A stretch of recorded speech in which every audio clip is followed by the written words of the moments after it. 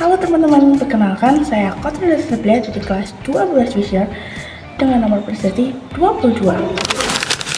Teman-teman, tahu nggak sih di zaman serba digital sekarang kita seringkali merasakan atau bahkan melupakan satu hal penting ini. Kira-kira apa ya hal itu? Hal penting itu ialah berkumpul bersama keluarga. Berkumpul bersama keluarga? Emang kenapa sih? Iya, berkumpul bersama keluarga. Walaupun kedengarannya sepele, tapi hal itu udah mulai jadi momen yang langka loh buat sebagian orang. Hal itu dikarenakan oleh kesibukan kita masing-masing. Nah, gara-gara hal itu, aku jadi katakan satu film. Judulnya itu How to Make Million Before Grandma Die. Kedatangannya, M tidak disambut baik oleh sang nenek. Nah, kenapa? Karena M dan nenek sama-sama tidak terlalu dekat satu sama lain. Nah, namun seiring berjalannya waktu, M dan nenek mulai memiliki interaksi yang cukup dekat antara cucu dan nenek. Nah, diceritakan dalam film, sang nenek memiliki suatu penyakit yang disembunyikan oleh cucunya dan seluruh keluarganya. Namun, entah dari mana, M pun mengetahui penyakit dari sang nenek. Ia pun akhirnya mengubah niatnya yang awalnya ingin mendapatkan warisan menjadi ingin merawat sang nenek dengan tulus. Di balik popularitasnya film ini, tentu ada beberapa bagian yang menurut saya perlu diperbaiki. Bagian itu apa aja sih? Bagian yang pertama adalah awal cerita film yang membosankan dan terkesan biasa saja. Nah, kenapa sih?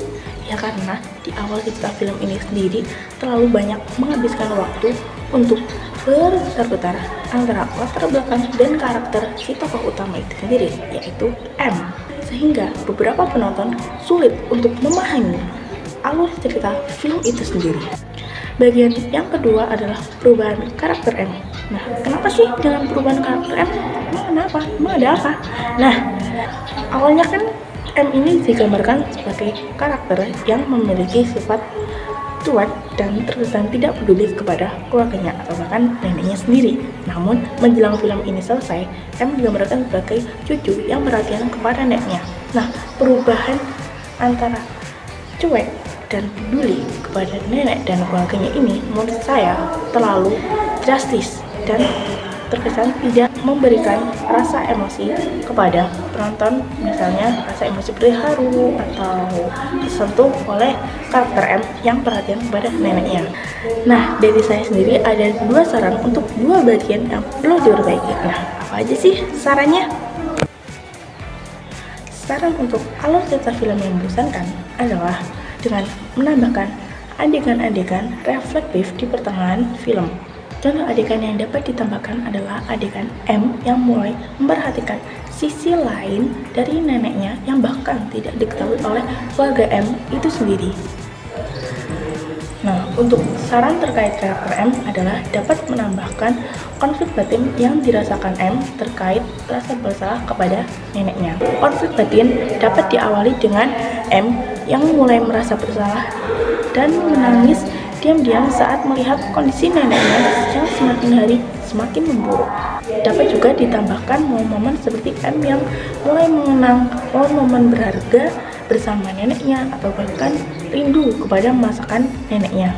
Nah, adegan-adegan tadi dapat menambah tingkat rasa emosional kepada penonton itu sendiri, sehingga penonton tidak merasakan perubahan drastis yang dialami oleh M. Oleh karena itu, film berjudul How to Make Million Before Grandma Die sudah cukup baik dalam memberikan cerita yang sesuai dengan kehidupan kita sehari-hari.